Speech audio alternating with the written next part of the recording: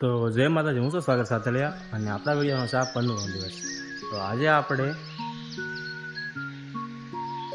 આ છે અમારો વાડો. વાડાની મારી પાસે થોડીક જગ્યા છે, તે આ થોડુંક ખેડીને હાથે અને આમાં કોથમરી કરવાની છે. આ છે લીંબુ.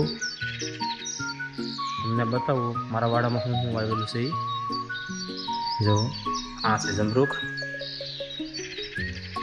છે, કાતરી છે. આને શું કહેવાય કમેન્ટ કરી દેજો, આ જે ઓળખતા હોય કમેન્ટ કરી દેજો. અને આ છે સીતાફળી.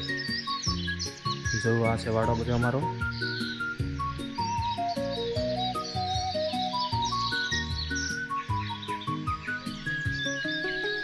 આ ઘર છે.